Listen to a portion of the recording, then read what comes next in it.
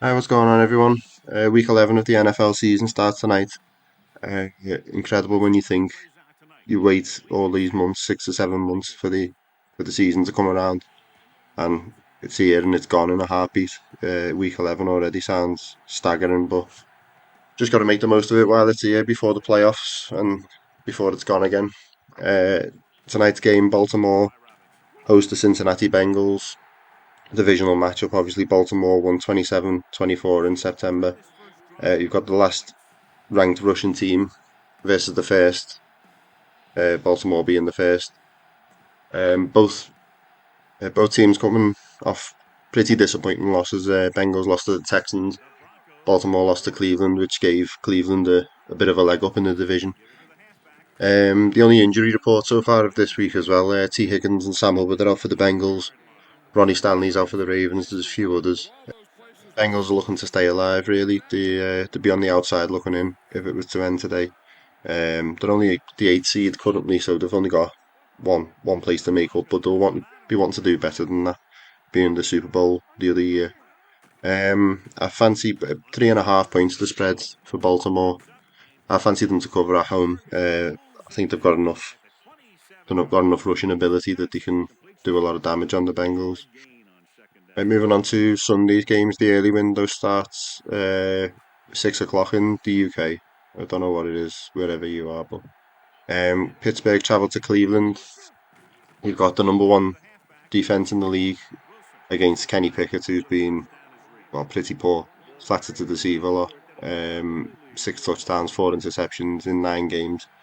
I expect a lot more. I actually bet on Pittsburgh for the Super Bowl, which I guess I'll never learn. But Pittsburgh actually won the first game between these two this season, 26-22 in September, should I say. Both teams are 6-3 in the AFC North. Both sit in the playoffs as it stands. Dorian Thompson-Robinson gets the start for Cleveland with the news that Deshaun Watson's out with a separate, apparently, shoulder issue to the one that kept him out earlier on in the season. Um, he's shown up flashes in pre-season DTR that he can be a useful offensive weapon, maybe, but I don't think he's a viable quarterback at this point in time. Maybe more so than PJ Walker, but that's not a high bar to clear, unfortunately. With that in mind, I think a 1.5 point spread for Cleveland is still fairly generous. I'd take the Pittsburgh Steelers in this one. I think the Browns will be looking at maybe 2 or 3 more wins this season if they're lucky with the situation that they've got at quarterback. So Pittsburgh Steelers to cover the 1.5, and I think they'll take the win as well. Next, we've got the 3-7 Bears going to Detroit to face the 7-2 Lions. It's the first time they've faced off this season. Last time out, they played in January, the end of last season, 41-10 win for the Lions. The Lions are in pretty good control of the NFC North at the moment. They're a game ahead of Minnesota, but obviously they're in a much better situation with regards to injuries and the quarterback situation, which we'll get to a bit later. But Detroit are favoured by 7.5. I'd fancy the Bears to cover just about. I think Detroit will still win, but divisional games are usually quite cagey affairs. We've seen that recently. They never go quite as expected. And Detroit by just a touchdown, I think, maybe, or maybe 4 or 5 points. Chicago have got no pressure on them, really. They know that they're going to be picking high in the draft twice. They're probably going to have the number one overall pick off Carolina. Justin Fields obviously hasn't done what was expected of him, being picked, I think, number 9 overall, or certainly high up in the first round. They've got a chance to take either Caleb Williams or Drake May in the draft, and I think they're going to take it. So they're just going to bide the time now with Fields when he's fit. Tyson Bagent, I think, still gets the start this week to cover. So there's nothing worse than playing a team without any pressure on them. If you're the Detroit Lions, you'd be wary of them because all the pressure's on Detroit now. They've got to prove they can win as favourites, which they have done quite a few times this season so far, but they need to keep that up. So I'll go with Bears to cover. Detroit still get the win, move to 8-2. Now moving on to Lambeau Field, a battle of two of the teams that I've seen live on me travels. The LA Chargers travelling to Green Bay to face the Packers. LA 4-5 currently, tied with the Denver Broncos, incredibly after the start of the season. Uh, Green Bay 3-6. The Jordan Love experiment hasn't really gone as planned. You've had two Hall of Fame quarterbacks back to back over the course of about, what was it, 25, 30 years. And it was always going to be a bit of a poison chalice for Jordan Love. He's not going to come in and reach those heights straight away, especially with limited snaps in practice, things like that. He's only had a few starts in his career before this season, so it was always going to be difficult. I think they'll be ready to move on already, rightly or wrongly. Both teams lost last week. First meeting in 4 years, which LA won 26-11. The Chargers are -2.5 favourites, which, to be honest, I think with them going to Lambeau Field, obviously the weather at this time of year could play a factor.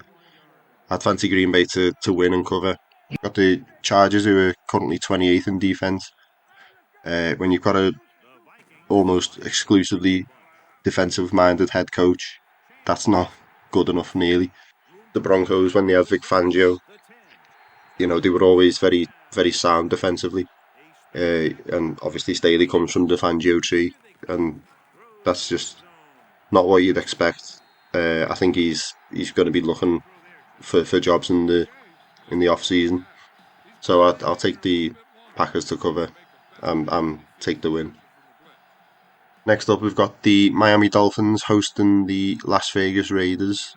6-3, the Dolphins. 5-5, the Raiders, who are second in the AFC West currently, which is incredible to think about, given the start of the season that everyone in their mind thinks they've had, myself included, but they've still scraped wins from somewhere.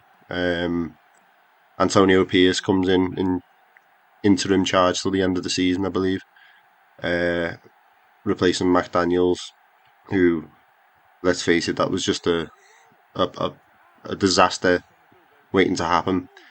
The Raiders already had two warning signs with Josh McDaniels. Obviously, the job he done in the division, destroying the Denver Broncos and setting them back years. And the Indianapolis Colts reneging on the agreement they had to join them as head coach. I don't know what anyone seen in him other than the fact that he was good at his job in New England. Don't get me wrong, but aside from that, like he's obviously a specialised offensive coordinator. He hasn't got a head coaching bone in his body. He just loves going in and blowing teams up. So he's got through half of the AFC West so far. I wonder if it'll be the Chargers or Chiefs next, but either way, they are playing well. Aidan O'Connell gets the start, but I can't see past Miami winning. 13.5, the spread for Miami. I don't think they'll quite cover that. I think the Vegas Raiders have got something about them. Where they'll cover the 13.5. I don't think they'll lose by two touchdowns. I still think they'll get beaten. Miami, it was 6-3. They beat the teams that they're supposed to beat, and then when they come up against the big hitters, then that's when they come unstuck. But I think they've got enough to beat the Raiders. We've got the Washington Commanders hosting the New York Giants. Less said about this game, the better. Really, 2-8 Giants, 4-6 Commanders. Giants want the number one pick by this point. Daniel Jones got the big extension in the summer, but it's not really worked out. Injury hasn't helped, but he wasn't playing well anyway. They look a better team with Tyrod Taylor, but he's an injured reserve as well. So Danny or Tommy, whatever his name is, DeVito gets the start. Washington by 8.5. I think that's generous. I think they'll cover that quite handily. The Giants just want this season to be over as quickly as they can so they can move on. Then sticking with the NFC East, Dallas head to Carolina. Dallas 6-3. A couple of games back from the Eagles, but they're still a fairly safe bet for the playoffs. They've been blowing teams out of the water, especially the teams they should be beating. And this is no different. Carolina 1-8. They're firmly in control of the number one pick until it actually gets to the draft and they have to give it to the Chicago Bears. They've not picked a very good year to be this bad, considering they don't hold their own pick. Bryce Young, it's hard to be too critical. You've seen rookies come in over the years, pretty much at least once every couple of years. You'll get a generational, so-called generational player come in, struggle off the bat, and then turn out good. We've seen it with Trevor Lawrence. It's before my time, but obviously Peyton Manning didn't have the best rookie season and went on to be one of the best of all time. So it's hard to write anyone off just yet.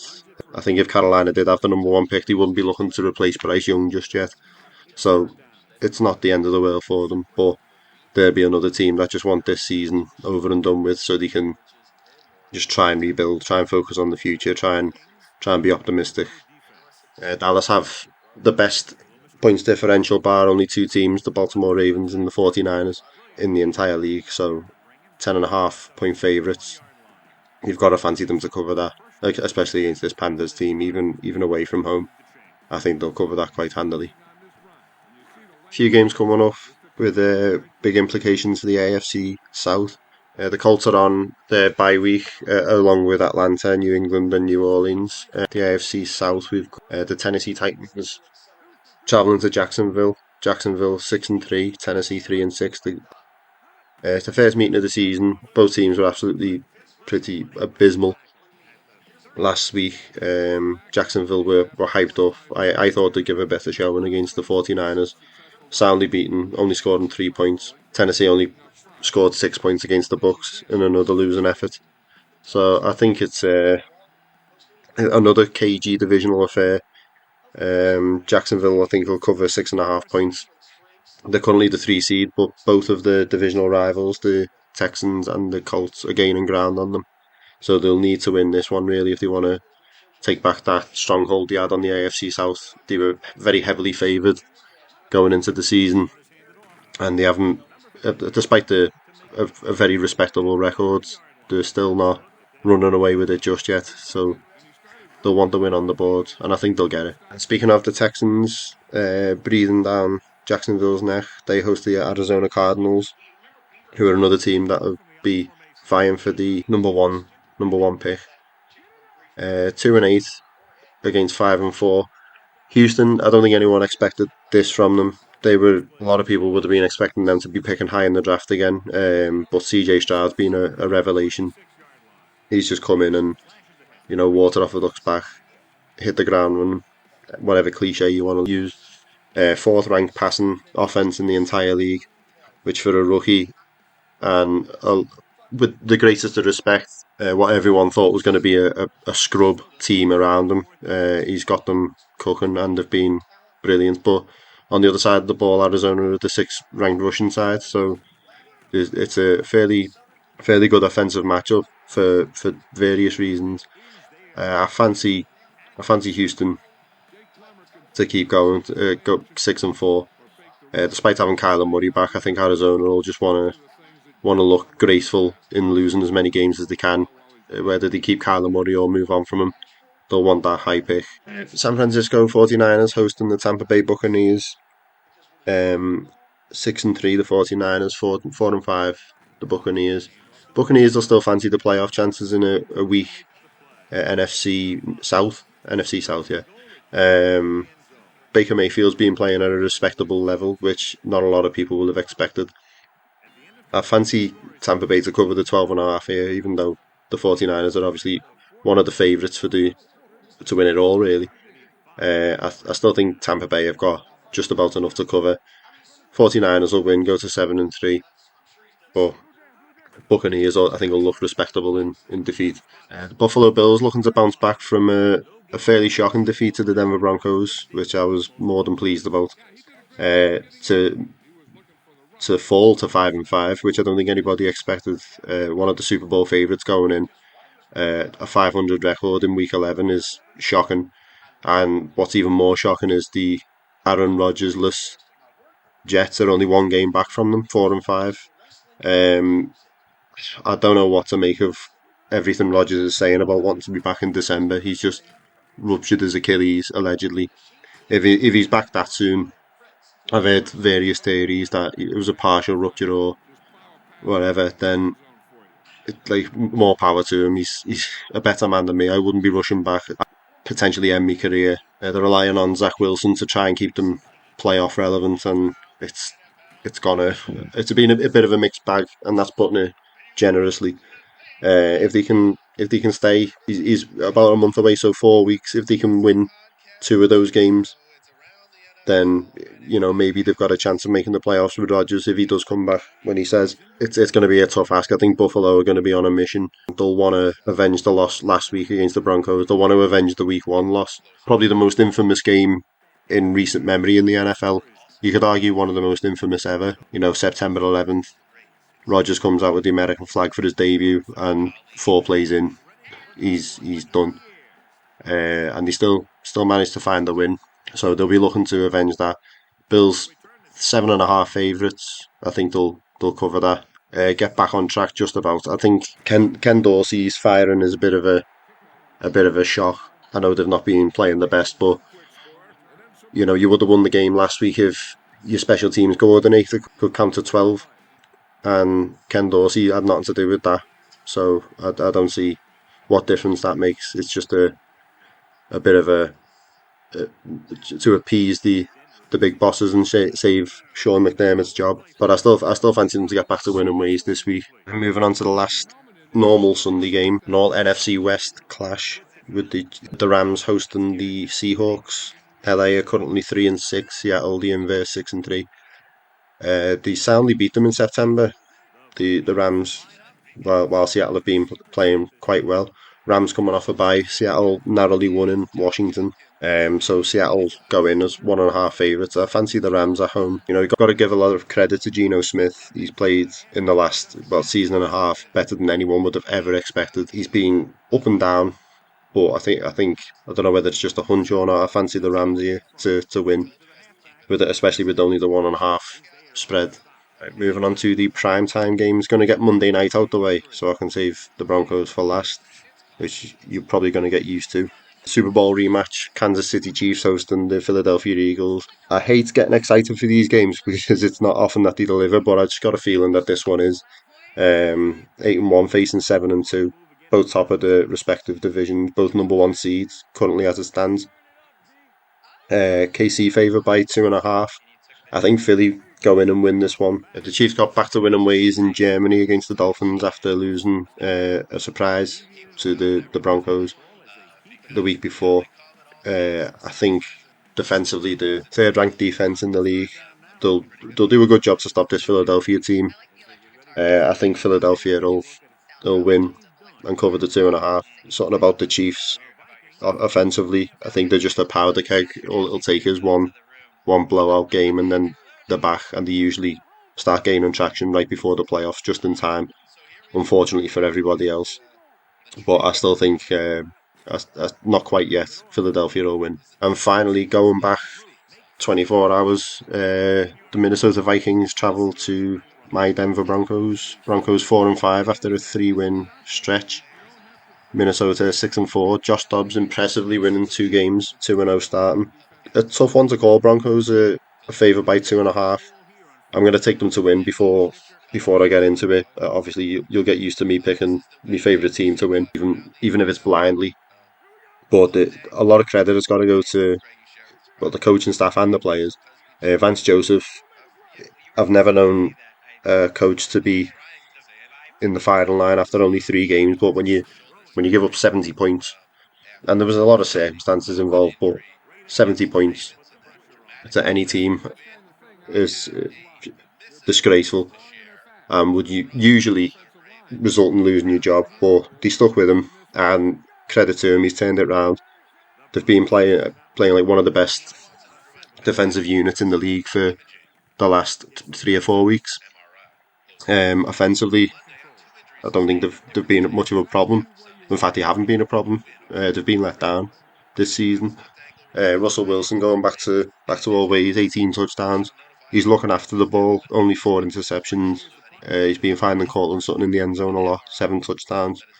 I think there's a lot to be optimistic about. You look at the Broncos' remaining schedule. They've got the two Chiefs games out the way. To go 1-1 against the Chiefs is good going. That'll stand you in good stead. They've now got they've still got Aiden O'Connell to face Josh Dobbs in this game. One of Cleveland's backups, whether it's Walker or Thompson Robinson. You fancy the Broncos now to make a bit of a push. I think the playoffs might be a bit soon, but a win here, you're back to 500, and people are still talking about the Buffalo Bills as a playoff team, even though they're 500. So I fancy the Broncos to do the job. I'm going to go 27-17, and that will do week 11. We'll come back, see how right I was. I will do a bit of an accumulator on the point spread, see how far I get, see how many I get right. But until then, enjoy week 11. I'll be back with a bit of a recap early next week, and go Broncos.